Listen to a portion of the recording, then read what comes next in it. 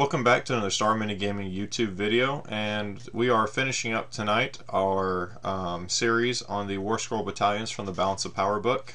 These are the final two, the Knight Azyros Vengeful Storm and the Watcher King's Horde.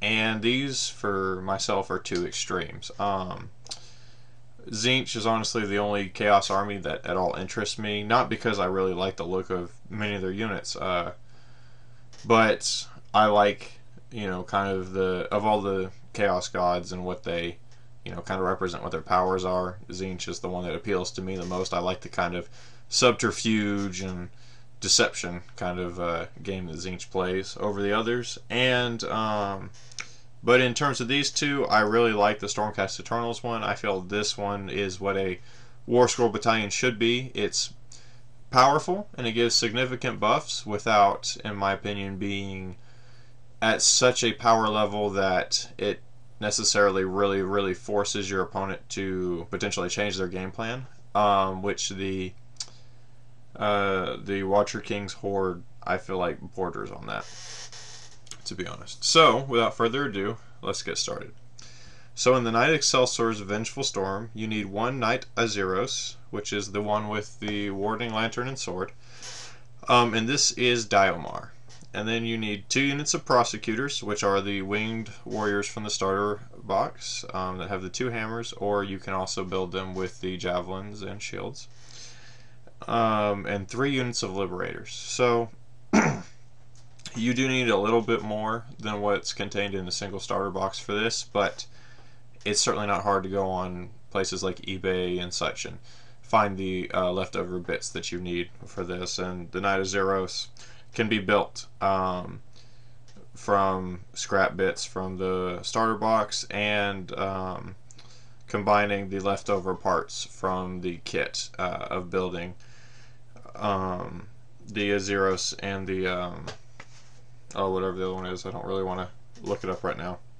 But anyways, the special abilities that you get are Lashing Storm of Lightning, which is after a unit from this battalion has finished a charge move, roll a die for each enemy unit within 3 inches. On a 4 or more, that enemy unit is struck by arcing bolts and suffers a mortal wound. That's pretty nice. That's somewhat similar to, in 40k, the Hammer of Wrath hits that are inflicted whenever you charge into combat, except for these are mortal wounds, whereas those are typically a I believe strength 4 hit or whatever, with no AP typically. There are some that obviously don't follow that rule.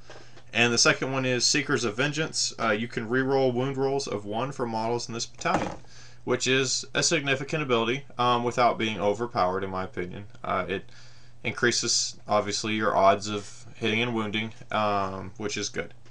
That's a mechanic that I don't mind being impacted in the game as much as saying, like, oh, you get 10 extra attacks, So the second Warscroll Battalion is the Watcher King's Horde, and upon looking at this a little bit further, I don't feel this is overpowered as I initially thought. I had misread it.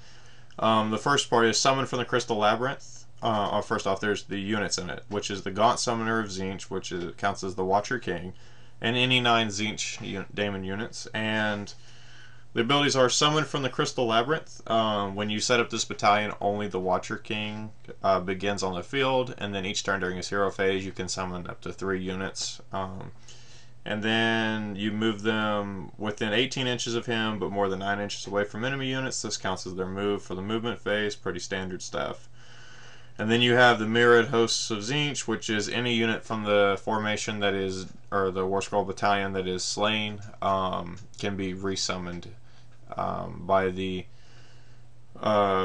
Watcher King in the following turn, except for the Watcher King himself. So clearly the Watcher King is the linchpin of this one. I'd initially thought that it was overpowered because I had misread it as the Watcher King can automatically summon any 3 units, and clearly the ability to bring, for example, 9 Lords of Change and just, every time one died, bring another one in has the potential for real abuse. But upon rereading it, that's not the case. So this isn't overpowered. Don't worry about it. It's like any other summoning in the game. It's kill the linchpin unit and you've broken that army's back.